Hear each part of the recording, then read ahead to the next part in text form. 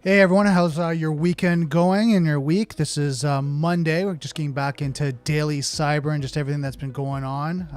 Just a lot of changes happening in the industry, especially when it comes to COVID. I know in Ontario we're going back into a lockdown again for 28 days. So there's a lot of changes going on, a lot of things happening there. So companies are looking at transitioning, what to do through the this next kind of phase of locking down.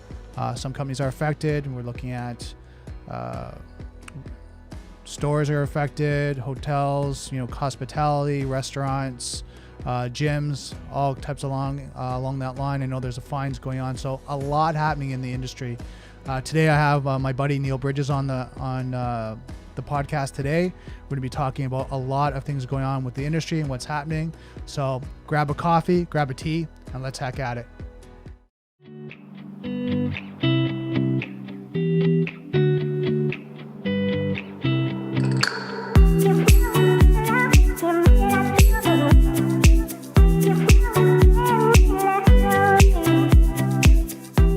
I'd like to thank our sponsor for this episode, Usato. Usato is a Canadian-based cybersecurity company that provides 24/7 cybersecurity support and compliance service that align their customers' tolerance for risk, their clients, suppliers, and control mandates. Usato's teams focus on using insights to drive business decisions. There's no need to leave strategies to chance, when insights can be used to show what changes need to be made and how to make them. Usato offers multiple services to help companies simplify IT, centralize cybersecurity management, and meet compliance standards. Usato can customize their service to work with your existing IT network and programs. For more information, contact Usato at info@uzado.com or visit their website at www.uzado.com. Hey Neil, how's things going?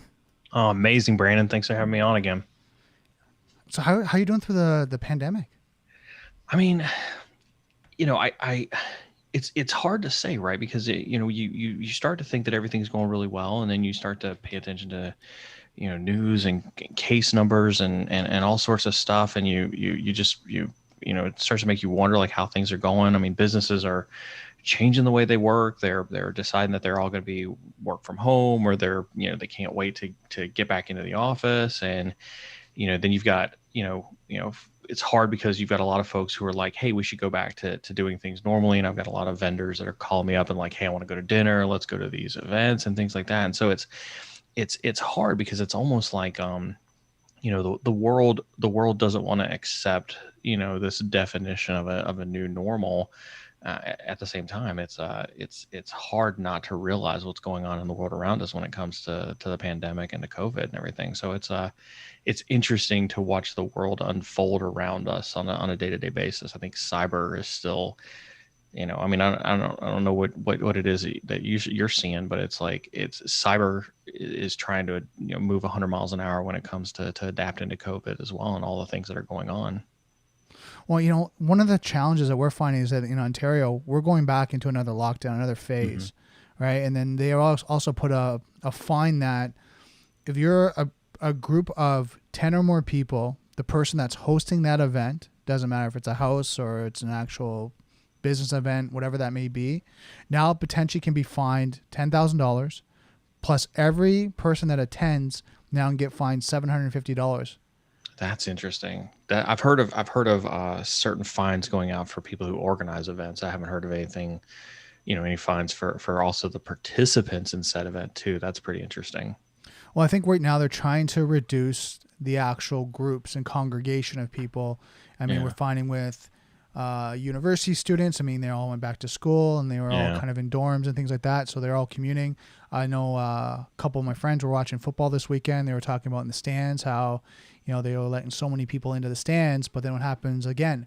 They were congregating. So they were getting like clumps of people versus trying to socially distance. So I think this is their process and system of trying to, separate people. Now this is only in Canada for the fines, but I think as this progresses and if it keeps getting worse, I think you're going to see it more and more. I think, I mean, I think you can see, and I don't know if this is just like a new inflection point because of, the fact that we've been in this for, almost 9 or 10 months now. But I think what you're starting to see is maybe just a little bit of a broader scale, massive amount of rebellion where, and I don't know, maybe, I don't know if you're seeing it as well, but like you go out shopping or something like that, and you've got the X's on the floor where you're supposed to stand 6 feet apart from each other, and I've seen like people start to like, push those boundaries a little bit, like I'm getting sick and tired of standing 6 feet apart from everybody in line. And so they don't think about it anymore. And so I'm actually really starting to wonder if like, we're reaching a humanity point where people are just going to naturally start to rebound, or rebel against a lot of the COVID stuff. And I think what's going to happen at that point is that it's going to be this, like you said, it's going to be this yo-yo, in my opinion, that they're going to do it, they're going to rebel, and then something's going to happen. One of their family members, something's going to happen personally to them, that someone gets COVID, and they're going to have to go through the challenges, and all of a sudden they're going to go the other way. They're going to not go to stores. They're going to go kind of that rebound where it's like, I almost give the equivalent of, when kids go to university. When you go to, you're at home, you're following the rules, and you go to university and you go wild, right? You go drinking, you go partying, and you go all that way. And then you have to find the happy medium because you're paying for school and you want to get, education. But you come back to a happy medium where you do still party a little bit, but your schoolwork's important. But generally the first year, from what I've heard from university students, is that, the first year is generally a write-off, right? Because they start partying, they're away from home, they got this all this freedom now. And I think I would equate it to that, where you're probably seeing these people are so restricted, feeling so restricted. Like you said, they're going to kind of rebel, go against it, and then something's going to happen. Like I've been hearing more and more as I call people and connect with people about people saying like, a friend or family member's got it. It's been diagnosed with it, with COVID, and, they have to stay home for 14 days. Unfortunately, if there's nothing, it's not severe, but they're not feeling well. They're feeling sick, but now they have to kind of have isolation. So I think we're still trying to figure this out. Yeah, I think it's interesting as well. Like I think there's the how's everybody doing personally when it comes to COVID. But I think watching the world change around us, and I think that you see a lot of companies trying to decide what their identity is in COVID right now, and what are their ways of working, and how are they actually going to be successful in their workforce. And I think I think when you realize it, it's not just like at the personal level, but going to the grocery store every day and how do you deal with COVID, going to the grocery store, but it's trickling all the way up to, local governments and corporations and even nations trying to figure out how it is that they're going to. I haven't traveled since COVID. Since I've been out of the military in 2013, I've been on planes, since being out of the military, and I haven't sat foot on a plane since I got back from RSA in February. Right. And, I don't even know that I would know how to travel, during COVID, with everything that's going on. Right. And you think about that, you're in a plane, if someone has it and doesn't know, right? Not intentionally, but doesn't, maybe he's not feeling well, or maybe just a carrier. And now you're in this, tube full of people that, shared air, all that. So yeah, it's pretty crazy. I mean, I haven't traveled since I've gone to kind of local family events that were smaller. Yeah. My mother-in-law, stuff like that. And it's just kind of four of us and kind of, again, socially distanced, but we're around. But other than that, I haven't really done much traveling, all that. And I think hearing people too, like they cancel their vacations, they cancel kind of their normal yearly or annually trip with the family and what they do. And now it's, what do we do? I mean, now we're coming up to Christmas, right?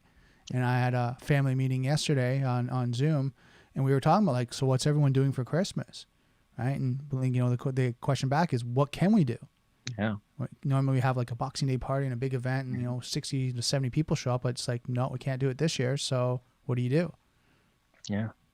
I think it's gonna continue to be interesting. I've told lots of folks that I've talked to from like a mentorship perspective, and a lot of the groups that I talk to on stream, it's like, that you're talking about right there leads to mental stress, on top of just the mental stress that we have in cybersecurity from like a job work perspective, that you have to realize that that's adding fuel to the fire and take the requisite time that you need to be sane in this industry.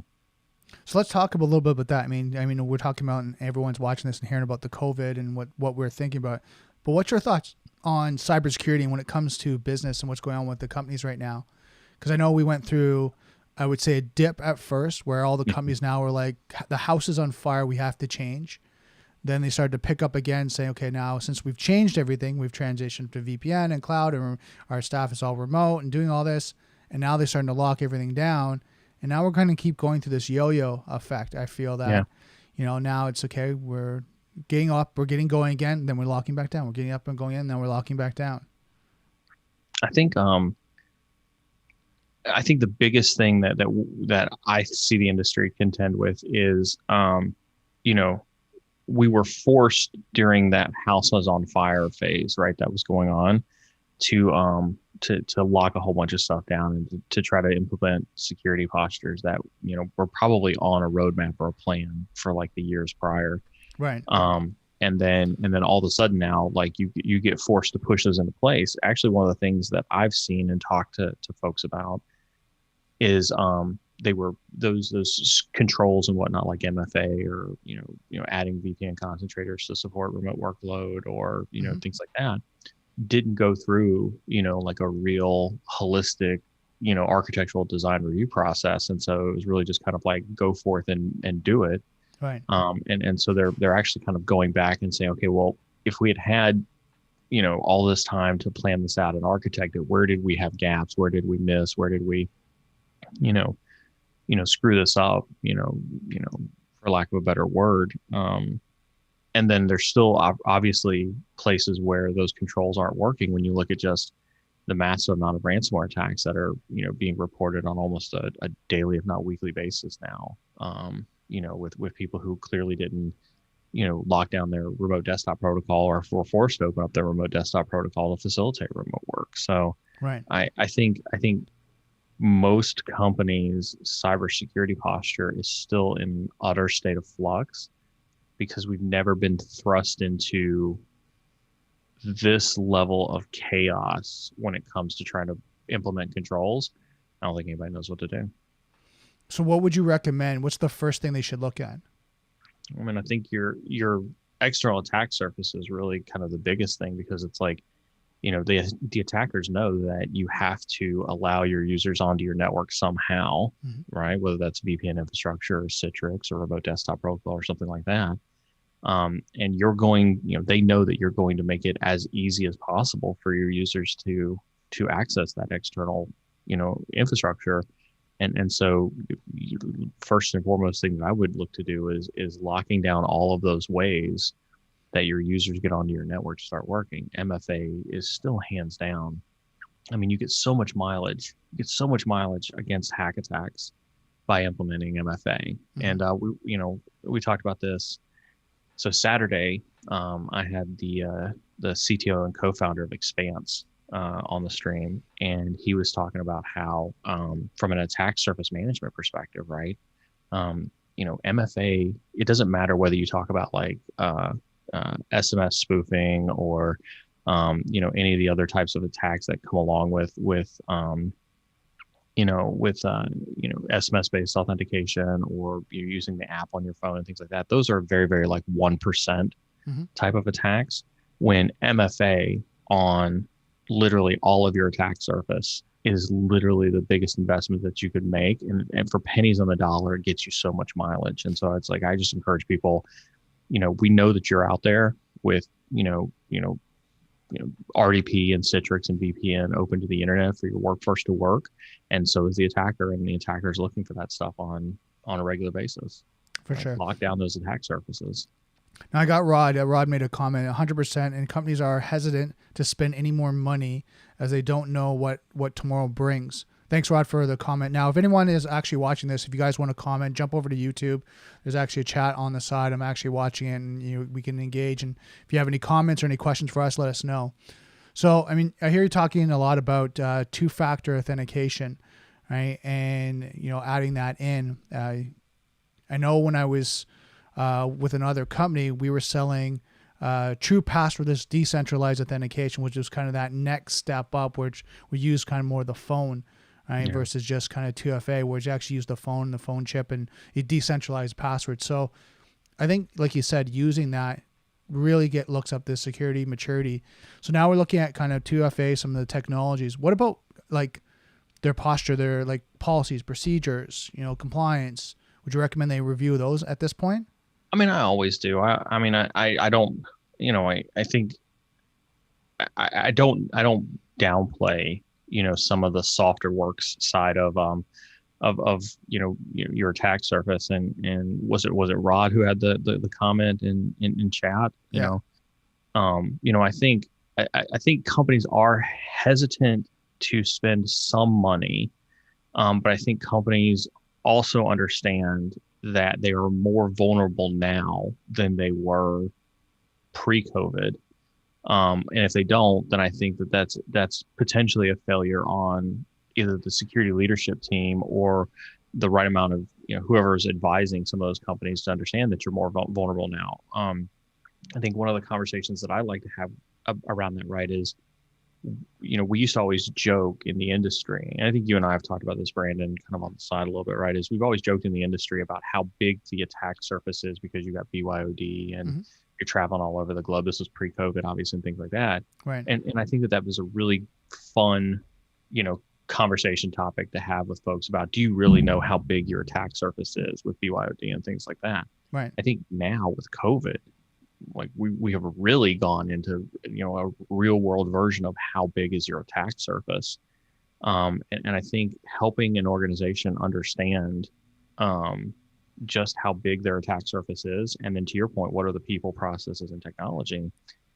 that are going into protecting that attack surface, I think should be almost a security team's number one focus, if it hasn't been for the last 9 months, is understanding your attack surface.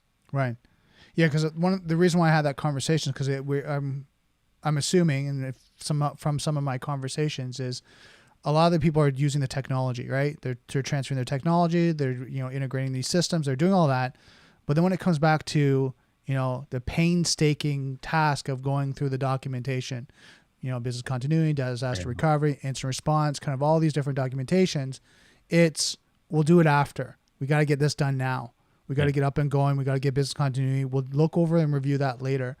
And I think it has to be done in tangent at the same time, because as you're updating, you have to review it, make sure. I mean, I've talked to some people where, their MSP is no longer in business. Yeah. Right? And, it's part of their disaster recovery. It's part of their instant response plan. And then, something goes down and they start to call. Well, the number's not disconnected or the person's not there. Now what do you do? Now you're jumping around trying to find an MSP to support you and getting them up to speed as fast as possible while trying to get your business back up and going. So I think reviewing that as we go, especially now, since things are they're slower. I'm not saying they're completely, resolved, but they're slower now, to go down through all that and have that review. And now if you don't have the team, reach out to someone like myself or Neil and have that review now for going future. Because I think like what Rod's saying is totally true, is a lot of forecasting and budgetary concerns are going on right now because, revenues are down. People are not as buying as much. So in specific areas, some are going through the roof, but specific areas right now are slowing down. So now where do you invest? Where do you kind of look at it protecting? Here's what I think I would also kind of say on that same vein though is right.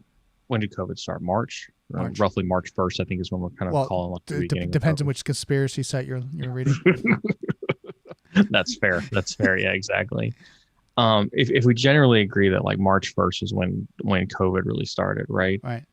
Like hopefully leaders and security professionals and business, business folks are having taking a step back and going, okay, maybe we're not at the first quarter or the second quarter of COVID, but we're probably at the halftime mark of COVID. So you can look at what you've done for the last, 9 months, if you will, as what you've done for COVID, and then look forward and say, okay, what did you learn from this? So to your point, did you go back and test the processes that you thought you had in place for business continuity? Did the tabletops that you ran for, standing up some type of natural disaster and, continuity response or, disaster recovery response, did that work out well? And if not, what are you changing to move forward? Right. Do you not have visibility into places that you thought you had visibility into and that you discovered over the last, 6 to 9 months that you didn't have visibility into? And so hopefully people are, taking this and not saying, well, it'll be over sometime soon, and taking a look at this and saying, okay, well, if we're at the halftime mark, let's look back on the first 2 quarters and see what we did right or wrong, and then look forward to the next 2 quarters and say, okay, how do we improve and move forward? And I think you'll find then if you take that approach, you can't slow down your spending because there's probably things that you need to spend money on Right. to protect your organization that you hesitated from spending money on in the first 2 quarters, because you were uncertain as to how it was going. But you still have to spend money to protect your organization. Right. Now your priorities have just changed. Right. And I think you have to find cost-effective ways of doing that, right? And you have to kind of Absolutely. reevaluate. And I agree. Like, it's not that you shut it all down, right? Because, hey, we can't spend. It's now, how do you be more efficient? And larger organizations, enterprise environments are figuring out. I think this main conversation is more for the mid-tier, right? Yeah. Mid to large, where they might not have that team. And they're like you said, maybe their team is just burnt out, Yeah. 18, 20-hour days, right? There might be 2, maybe up to 5 analysts, like security analysts or professionals in their organization. Or maybe it's just the IT guys that are wearing both hats, right? And then being able to do that. And they're just exhausted, right? They're trying to get everything up and going while still maintain the business and the IT, while doing security, trying to wear both hats. And, how do they do it all? I mean, again, you got to look at it this way. The attackers aren't just going to say, "Oh, well, that business is struggling, financially, and they can't hire new analysts or they can't hire new, incident response folks or security engineers or anything like that. So we shouldn't hit them with ransomware or anything like that. Oh, we know that they haven't had time or that they're strapped for cash and they don't want to spend the money on MFA. We won't go after their RDP infrastructure." I literally just read an article that did just gotten released on one of the outlets that I check on a regular basis that outlined how one of the Ryuk or ransomware attackers had gotten into this Fortune organization and had gone in from a phishing email to ransomware on the entire domain in less than 5 hours. Right. Attackers aren't stopping their attacks. And so if you fall into that trap that says, well, I don't know what's going to happen with revenue, so I'm going to stop investing in security, I'm going to stop protecting my organization, you might as well just put your passwords out there on your Facebook page and let the attackers come right at your organization. Right. Yeah, and I think it's interesting to kind of look at that right now. Like, they don't give up. Like, when you look at hackers or the criminal element or whatever that you want to kind of label them, identify them at, they're not giving up. In fact, this now becomes more interesting for them because they know all the security measures that were in place, which maybe were harder, right? Not impossible, but harder, now have all been changed, all been modified. Companies are in a flux. So, of course, when there's chaos, they're going to, I know this, like, for working physical security, when there's chaos, like a power outage goes out. I know when I worked the Skydome, if there's a power outage, now, sometimes your alarm systems, your locks and things like that are now not working. So now what do you have to do? You have to physically go and check every log. You have to physically make sure it's hardened. This is no different in that scenario, using that type of principle. Now you have to manually go through each of your systems and your solutions to make sure everything's locked down. Well, the time to be able to do that and the resources, is a lot. Yeah. And when these guys are 20 projects, 30 projects deep, working 18-hour days, things get missed. Things, happen. Remember, the quintessential saying is, right, it's not a matter of if you get hacked, it's a matter of when. Right. And so now that we're in chaos, that when just exacerbates itself. Yeah, it went to like tomorrow, right, versus when to in the next week or so. Yeah. But yeah, I think that's pretty crazy. Like, when you really look at kind of the attack vector and everything that's happened, and through COVID, I think it's really now shining a light on for companies. What is their essential assets? What is their security posture? What needs to be focused on right now? And I'm sure a lot of people were in the boardroom and having tough conversations. Yeah. I hope so. I hope they were in the boardroom having tough. I mean, I think that's good. And I hope if anybody's listening who did have those tough conversations, I hope they were able to walk away with some, with some money or some direction to help make your posture more secure. I hope nobody walked away from the boardroom and let the board beat them up on cost and decided that security was the thing they could skimp away with. Right. And I think that comes back down to the discussion. And I think one thing I've been learning and having more conversations with professionals about was not the solution, but the business need and the business requirement. And I think, if any cybersecurity professional or anyone's kind of watching this is talking about the actual business needs versus the actual technologies. And I'm just going to use like endpoint protection, 2-factor authentication. If you're using Duo, Duo is the best thing. We need Duo right now. A lot of times when you look at the business, they don't care what's the business need. What do we need on the business side? Why is that going to help the business? And then what's going to be, how is it going to be reducing risk over here and helping me save money over here? Right. And I think that's a conversation that a lot of IT guys miss. I think we've struggled.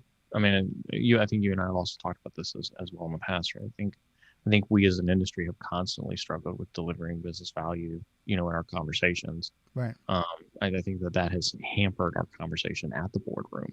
Right. I don't think anybody takes us seriously because we don't think about the business first. Right. But I think maybe it's cynical of me, and I'm okay admitting that, but that's probably why nobody takes us seriously right now when we go back into that boardroom and say now's the time to invest in cybersecurity. Because nobody took, we didn't take business seriously in the quarters leading up to this.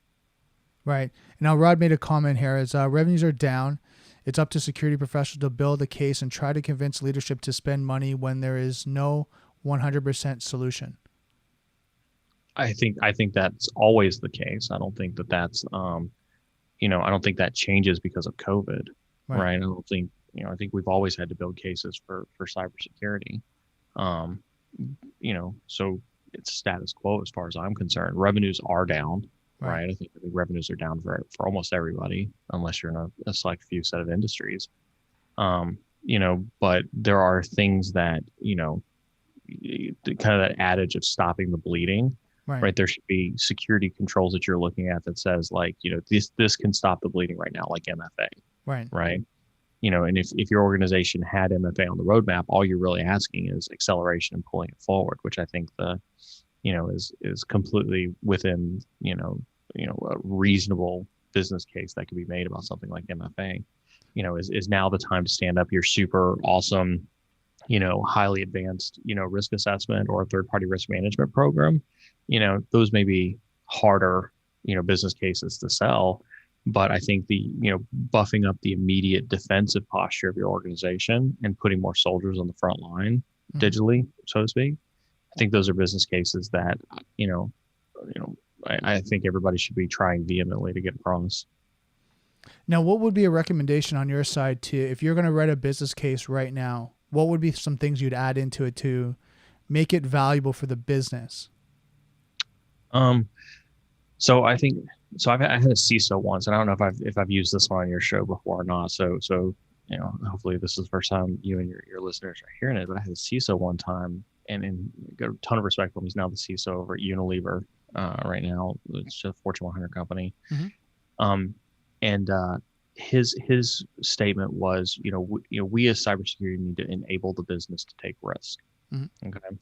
And so I think when we look at the way that COVID has changed our ways of working, I think any of the business cases that we put forward need to continue to facilitate, the business to take the risk that they need to drive an increase in revenue, especially during COVID. Now, that sounds very broad, and obviously the real answer to that can vary by industry to industry, right? If you're primarily focused on, a sales team that's out there trying to drive new sales up, that they're going to be, out in cities and, states and, other parts of the world and the country continue to drive those sales, hopefully in as safe a fashion as possible.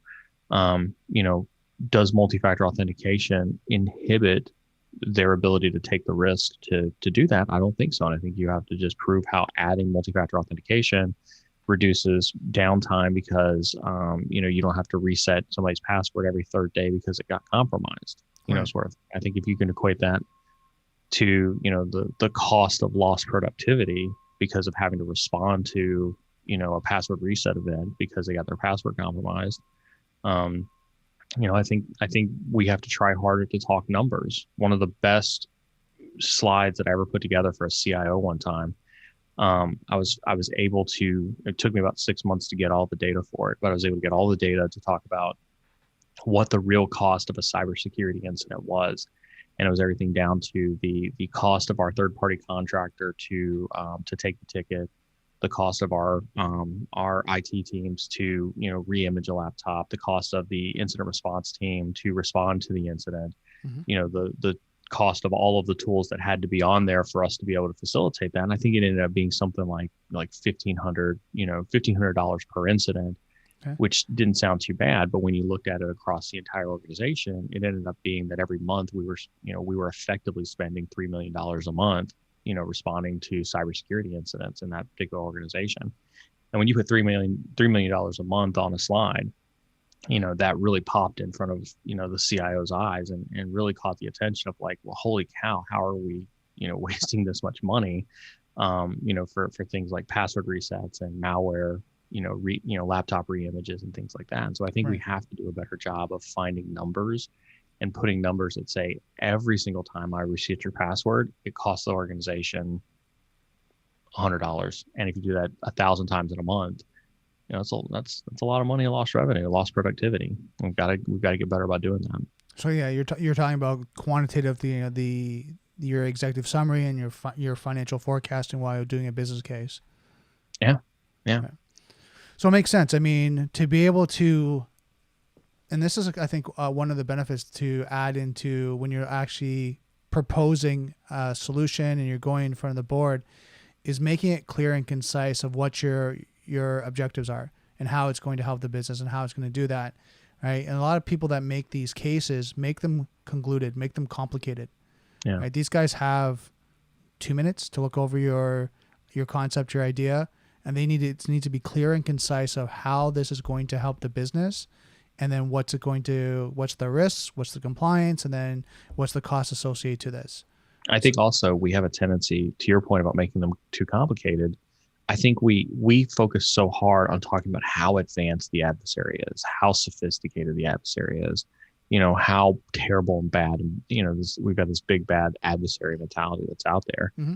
And I think, quite frankly, most people who review these business cases, to them, they don't understand an adversary that is a 6 level of bad versus an adversary that's a 10 level of bad. And so they're not going to approve your business case just simply because you're trying to stop a 10 level of bad versus a 6 level of bad. Right. To them, bad is bad, and they just know that you're going to stop bad, and that's really all they care about. And so we need to stop focusing on talking about how bad the adversary is, and to your point, talking about the business enablement that comes with the controls and stuff that we put in place. Yeah, and I think that's key. I think that's a very key point, especially when you look at COVID, because if you're not thinking that mindset, yeah, you're going to start going, well, our attack vector is so much wider now. Our surface is so much wider. Now these hackers can get in even easier. And you start talking on that side versus, okay, that's fine. I get that. We're vulnerable. We're at risk right now. What can we do? Yeah. Right. And I think that kind of reiterates kind of your point, is that's the conversation. They get it. They get they're at risk. They get the business is compromised right now because of COVID. Just on business continuity alone. Don't talk to me about security. I already know that our supply chain, our employees, everything's at risk right now. We're working through it, right? And we're resolving everything we can. We're putting out the fires. And now you're bringing this, infamous hacker in the basement with a hood that's coming after us. Okay. So what? I get it. We're at risk. What do we need to do? And I think having that mindset and having that see-through approach that you can see, the board of directors, you can see the CEO, the CFO, the CISO, the CIO, whoever you're reporting to, and you're presenting this business case, you got to think in that mindset. And I even think that, back to Rod's point, or his question and comment earlier about decreased revenues and things like this, even inside the security organization, the folks that you have inside the security organization, your business as usual pre-COVID may not have been the best way to measure your own effectiveness during COVID. Right. It doesn't take anything, right, to go to Shodan and put in your external IP addresses and see what Shodan has got for your open ports. Now, Shodan tells you that you got 50, RDP sessions or RDP ports open to the internet. Then your security team has a free vulnerability scan right there showing you that you've got RDP open to the internet. You should be able to go there and assess those RDP connections yourself, and then go back to the business and say, are those RDP connections or are those RDP vectors truly needed to do your job and to do your role? And at least then you have a knowledge of your attack surface. You've talked to the business to see what their business enablement requirements are, and then you can begin to have the conversation with IT to try to lock those down. And I think the statistics based around the number of ransomware incidents globally, just due to insecure, remote desktop protocol on the internet, between all of those things together, you can simply put forth a business case that, probably costs more manpower than it actually costs dollars to go around to the IT leadership or the executive team to say, we have to secure these RDP connections, and here's my recommendation on how to do so. Right. Which makes sense. Totally makes sense. And then that gives you that stronger business case. Mm-hmm. Right. And you're not talking about spending millions and millions of dollars on Duo or heck, if you're an Office 365 customer, I think, and, assuming you've got a relatively, if we think about like mid-cap, small to medium businesses and mid-cap companies where you don't have a whole lot of custom applications, maybe with a lot of, internal single sign-on requirements, flipping on, Microsoft multi-factor authentication for things like remote desktop protocol and O365 really is actually more of a user experience conversation that you have internally and not a fiscal one. Right. Yeah, no, it totally makes sense, right? And like you said, and if you have to customize some of the two-factor authentication, you do that, right? Yeah. Right, because like you said, some people have proprietary applications, different, solutions that they might have, SaaS models, but doing that again just levels your security posture. Yeah. I think, I with all due respect to your viewers who are struggling with revenue, concerns and questions, and I empathize with that wholeheartedly. I think if that's your go-to without thinking outside the box on how you can get creative in either A, doing those implementations or B, going and having those conversations with folks, I think you've already thrown in the towel to the attackers, at that point in time. There's so much that you can do, that doesn't require you to go forth with a multi-million-dollar business case. Well, I mean, that's even some of the conversations that we're having when we're having like security gap assessments, is just having, even just initial kind of pro bono conversations that we're having companies and giving them recommendations of what they can do without us putting an invoice in front of them, without us doing any of that, just having mature conversations. Like I know over the last, I guess 5-6 months, the amount of conversation I've had just about security postures and things that people can implement, that I know majority of those people have started to implement some of those, security strategies, whatever that may be, even just reviewing different protocols has been essential to them, because a lot of times you go, where do I start? Especially I'm not talking about the mid-range, right? When they're dealing with so much. So I'm going to pivot on you a little bit just because I've had a different experience that and call it cynical, Neil, and if you want to, but I've actually, seen where, some folks have gotten so, the signal to noise ratio in our industry has gotten to be so bad that whenever I've reached out to folks, or I even know some of my peers, who also run consulting companies, have reached out to folks to say, hey, look, completely free. There's no obligation. Literally, we just want to make sure everybody's doing great during this COVID time period. Let's have a conversation. Let me give you some free advice. Let's do I've even offered to do free pen tests, for folks, as part of COVID. And I think that the vendor, signal to noise ratio has skyrocketed so much over the last 5 to 10 years.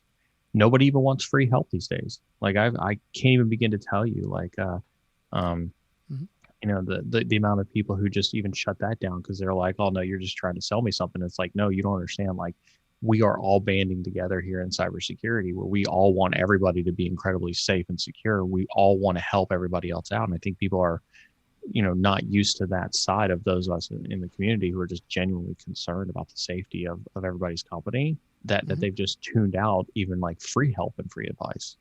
It's amazing how we've shot ourselves in the foot as an industry by doing some of the things that we've done.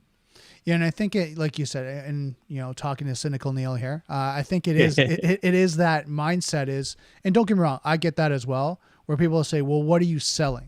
Right. What are you doing? Like, would it be kind of ridiculous to tell you that I'm not selling a thing?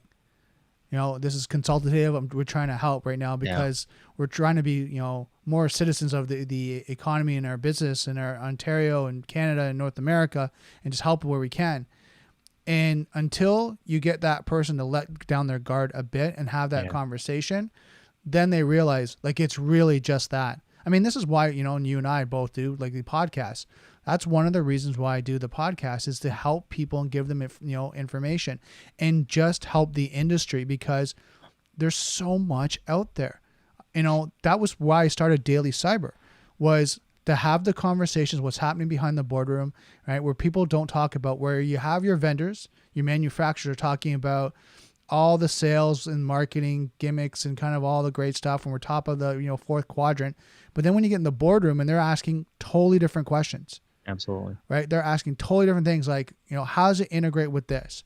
How is it going to benefit my organization? Why should I be looking at you? Right? Yes, I get you're the top and you're the best, and there's 4 of you that are top in the top rate quadrant of Gartner. I get it. But how does it help me, company X? How do you reduce my cost? How do you actually help me with, care and feed and management? How do you help me with that? And I was like, oh my God, I can't believe how disconnected we are in those conversations. And of course, then you have a subject matter expert and a sales engineer, and they answer all those questions. But why not tell them up front? Why not tell them, right from the get-go? Yeah, here's what it is, and this is what it has. You have this solution, this potentially how it would work with it. Let's have that conversation around that.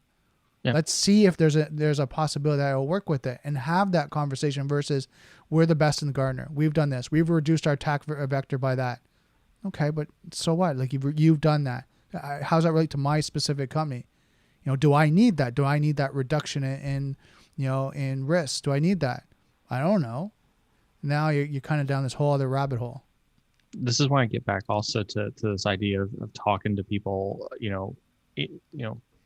We in cyber need to talk more money to the board. Right now, I don't think that we talk enough money to the board. To your point, right? The board cares about, the value. I mean, got to call a spade a spade. The board, regardless of the size of the company, the board just cares about the value to the shareholders. Right. Right. What's the value to the shareholders? I worked for a CIO one time, and I'd worked for numerous CIOs in my history, but this one CIO had actually gave me a statistic that I had never heard any CIO give me ever in my entire career since being out of the military. Excuse me. And he had told me that, out of the $100 million ish budget that IT had for this organization, that equated to a particular amount of dollar per share price that the market saw for our stock price. Okay. And so every more millions that we invested into cyber, decreased that share cost by so much more because of more investment into cyber, which meant less investment into R&D or less investment into marketing, which meant less value into, or less revenue basically into the shareholder pockets. And when you actually realize that the more money that gets invested into IT as a cost center or cybersecurity as a cost center, the reduced value that gets passed on to the shareholders, when you take yourself out of that cyber mindset and actually put yourself into that business mindset, you realize exactly why we're just a cost center and why nobody takes us seriously, because we can't have a conversation around finances because we don't understand the finances. And I think that's where we again find ourselves shooting ourselves in the foot as an industry, because we think that by talking about the big bad cyber attackers that are out there waiting to knock down our door, that's going to get the board's attention, when we don't really talk on a cost per share or cost per shareholder basis. Right. And I think also on top of it, when you're looking at security, is that when you're implementing what I would consider as net new or new technologies, new solutions, the board of directors is taking a risk in the sense of, well, do we need this? If it's something they're renewing that they know they've been using it, they have a SIM, they have endpoint protection, whatever, they know, okay, yeah, we might have to upgrade. There's maintenance, there's licensing. We know that we need this. But when it's net new, they have to now trust that they need it. So it has to go of a process of negotiating, also providing the value to them, so they can say, yeah, we trust in this solution that it's going to be the right for the organization. And then when you're looking at, like you said, the board of directors, they're looking at that. They're looking at future growth. They're looking at profits. They're looking at all that. Then they want to make sure that they trust in that solution. And also, from my side, a lot of them talk, right? Absolutely. If some of them are talking to other companies that are in the same industry, they'll go, are you using this? And in this scenario, what are you using? We're using X, whatever X may be. And I'll just use Splunk, for example, in the background for you.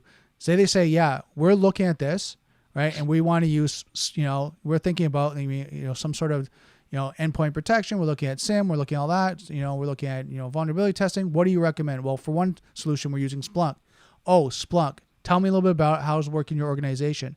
Yeah. Now that organization's asking about it. Now trust if someone recommends Splunk, because now they're Absolutely. hearing it, they're hearing it from their colleagues. But if you come out with another solution, Cisco, Fortinet, whatever that may be, they're like, I don't know yet. I haven't heard. My colleagues are using Splunk. Absolutely. Absolutely. It is very much a good old boy network. I don't really call it a good old boy network, I guess. They do talk. They do want to know, what everybody else is doing that's out there. I think one of the hardest things for me to adjust to, when having those conversations, right, is they want to know what are my peers doing, what's my competition doing, and how do I measure against those two entities? Right. Right. Because Am I then, better or am I worse? and then what I see from that standpoint is, if they're using it, then at least they know it works. Yeah. Right. At least, okay, it's tried, it's tested. People are using it. They've gone through their proof of concept. They've gone through implementation. They've gone through some sort of care and feed for a certain amount of time. And now it's working. Got it. Okay. And then what was your uptick? What was your implementation? Was it 60 days? Was it 90 days? Was it horrific? Was it painless? Tell me what you went through. And then that's going to help in their procurement process. I get back to cynical, Neil, on this one a little bit though, right? Because I think, I think it's good that they're talking to their peers in the boardroom about that. But I think that also still, indicative of our inability to communicate to the board in a way that they understand, right? Because, what I don't imagine that those board members are saying to each other is, well, what's been your return on investment by investing in Splunk, right? What's been your cost decrease across your security stack by using Splunk versus, all the point products that you've got? How much have you decreased, or how much have you increased, productivity because you invested in, Carbon Black as an endpoint protection product instead of CrowdStrike, Mm-hmm. right? Or even McAfee, right?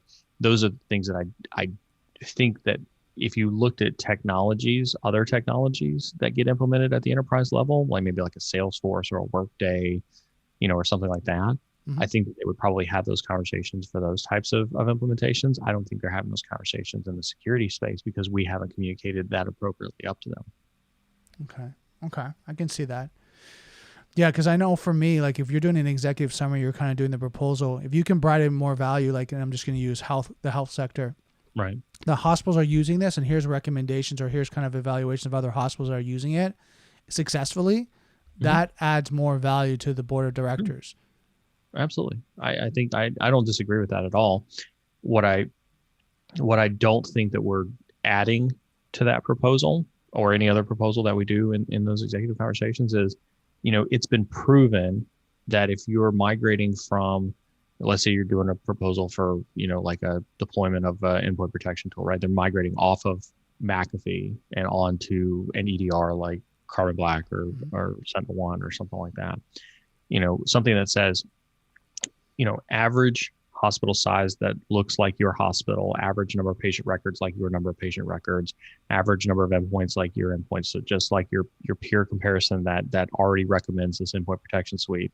Mm-hmm. We have seen a 60% increase in productivity because of these features that EDR brings versus, McAfee, which you currently have in there. I don't think we're having enough of those conversations. Mm-hmm.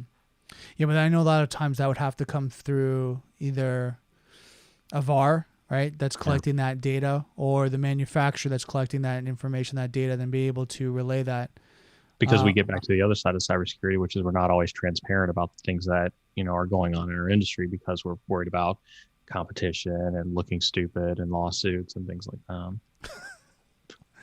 I laugh because you say looking stupid. It's kind of funny. Like, it is, and it's, you don't want to be that guy that's got popped, right? You don't want to be that guy, and I get it. Like, trust me, like I have total respect for the guys that have dealt with that, have been the guys at the top or senior level, and their companies got popped and they got hacked and compromised, and they're now the lights on them. Yeah, I have totally respect for them. I have total sympathy and empathy for what they have to go through to be able to resolve that, because there's so much pressure at that time, right? And to be able to handle that and be able to walk away from it at the end with your, not having a nervous breakdown going, oh my God, like that just sucked, right? Like that was not a whole lot of fun. Yeah. But as you know, like being in the industry, you hear the horror stories where it's like, they get popped, and it's 2-3 months of remediation and trying to figure out forensics investigation. You got PR, you got like all different avenues of it that they're just working through, and it's like 24/7. I've been in that hot seat before where, it happens, and, you're 2 briefings a day with the CEO, and, you're in the boardroom. And this wasn't for an SMB or a mid-market. This is a Fortune 100 company. And you're sitting in, that senior most, chair with those guys, trying to explain to them, what happened and what you're doing to make sure that you don't end up in the headlines of the news. And I can tell you, it doesn't matter how much you train for it, you're never ready for it. Right. Yeah, I wouldn't doubt it. I mean, it's probably one of the most stressful situations people go through. 100%.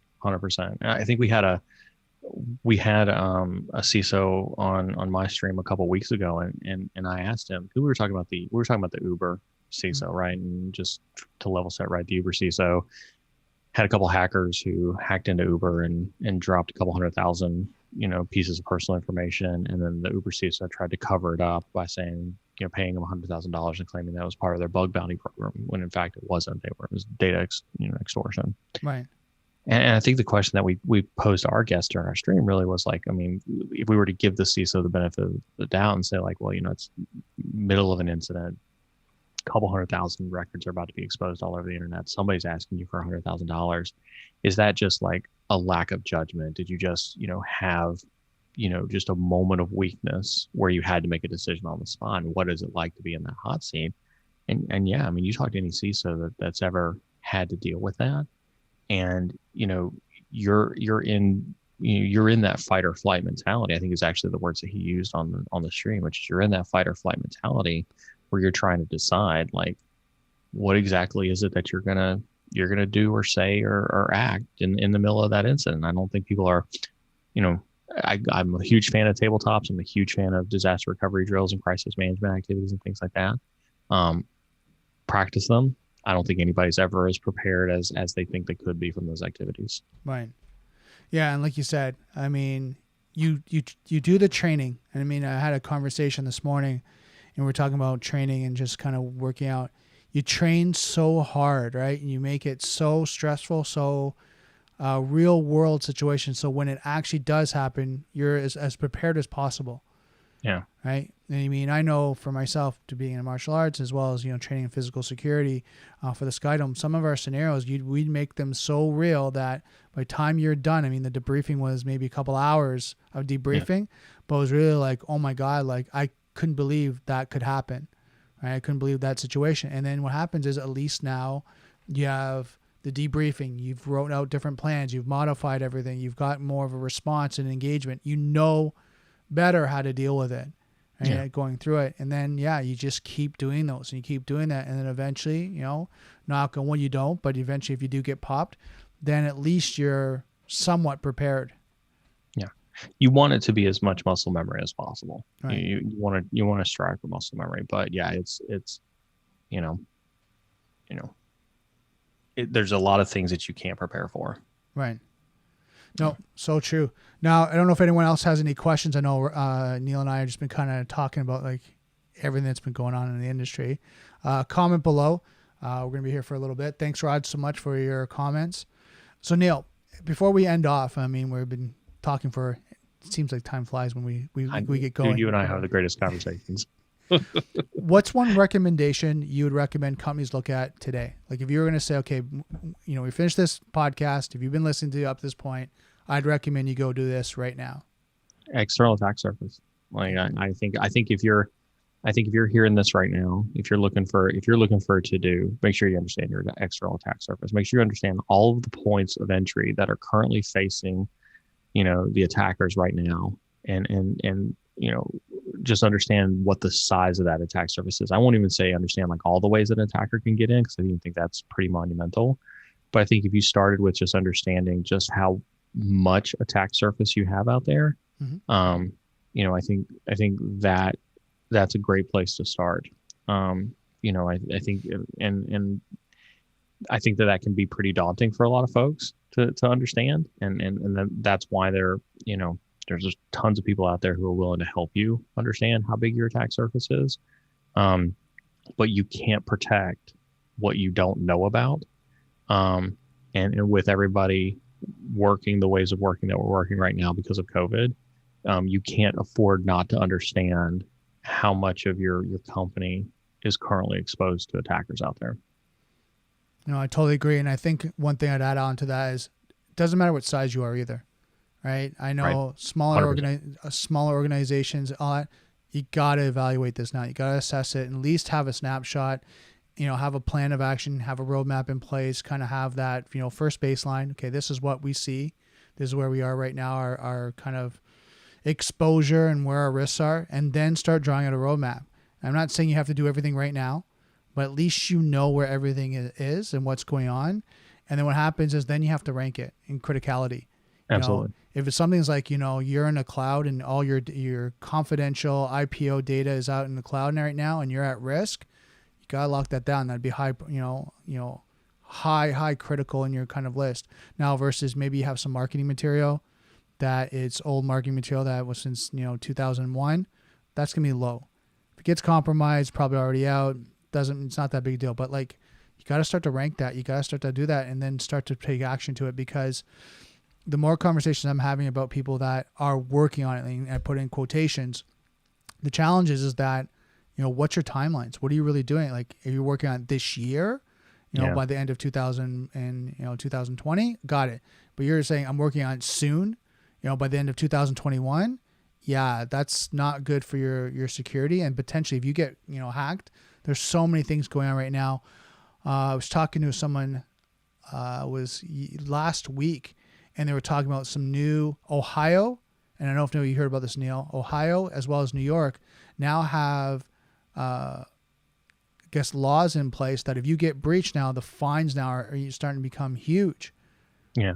Right? I've got some cynical, comments on that as well, as we've seen out of British Airways, right, where they started 128 million and settled at 80 million or whatever it was, right? 20 million or whatever it was for their fine. But yeah, there's some states that are starting to lock things down. But you look at that, how many companies can afford that? And like you look at the big, large organizations and corporate, it sucks for them. But when they look at their costs for that, insurance and that, they don't negotiate to a point where they can afford it. But if you got like a mid-sized company and it's $150,000, $200,000, it could close them right down. Well, but this is also why I say, like, the second piece to this, right, is having a partner you can trust, right? And I think you and I would both, agree with this, right? Is, have somebody that you can pick up the phone and talk to, not somebody that's going to charge, nickel and dime you, every time you pick up the call and make a request, but, have a consultative partner that you can pick up the phone and be like, should I be worried about this thing that happened in the news? How does this impact me? How does this affect me? Neil, Brandon, partner here, right? I've got these people telling me these 10 different things, but I don't know where to start. Where do we start? You need to have that partner, especially in this day and age. Right, for sure. Now, Rod made a comment. He said, ethics are simply that. You can't buy your reputation. Right. And I totally agree. I totally agree with that. And Yeah, the thing is, I think I want to add to that with Rod's point is, some people don't understand how valuable the reputation is. Yeah. Right. And how much it actually costs, even at the senior level, when they're like, oh, we got breached, don't worry about it. They don't realize that breach can go on in the reputation of your brand for months, for even 6 months to 1 year, where now you've lost revenue, lost in shares, you have kind of you're decreasing in value in the market. And now, yeah, maybe you're being a breach, it costs you maybe, and I'm just using numbers here, say $100,000. But the revenue on top of that could be in the millions, because the decrease of people now trusting you with credit card information, purchasing from you. Now it's like, how much did it really cost you? So I'll be a little cynical on you. I know we're at the top of the hour, so if we got to wrap up, then I won't go down this tangent. But I think we're a little I think we're a little skewed on that perspective as an industry, because if you look at Target, right, Target only took a 1 quarter hit after their breach in 2016, and then they rebound right back, and they're racking in record quarter numbers right now from a Target perspective, and Anthem and Home Depot and insert company here, I think have proven that they can take hits to their reputation. I don't think what we have enough data points for, because it doesn't show up on a lot of news, or insurance, stat sheets, is what's the reputation hit to your local pizza shop, because they got popped with ransomware, or, some of the small, the SMB or mid markets, that don't get nearly the visibility. I don't think we have the numbers to understand what the reputation hit is to them. But I think some of the larger Fortune companies have proven that they can stay in business even after a breach. And I agree with you. That's why my point is around the SMB mid-sized tier. Yeah. That when they lose revenue, they actually are breached, they lose their brand reputation, and they lose revenue. All that combination, kind of like the trifecta. Those ones are the ones that have such a hard time with it. And I agree with you. The ones that have larger brands that can recover with PR and marketing and implementing new security strategies and solutions immediately. I mean, sometimes they have to transition their team. You've heard sometimes that the CISO gets fired, like Zoom, right? Immediately they hired a new CISO, right? They got someone in place and they started to ramp up. And Twitter, right after their July hack, hired a new CISO. Right. So you see that constantly, right? Where they reevaluate and they go, but then they're back up. I totally agree with that. Yep. My concern is you guys that are mid-tier, mid-sized companies, smaller, they can't do that, right? They don't have that flexibility, don't have that ability to transition so quickly.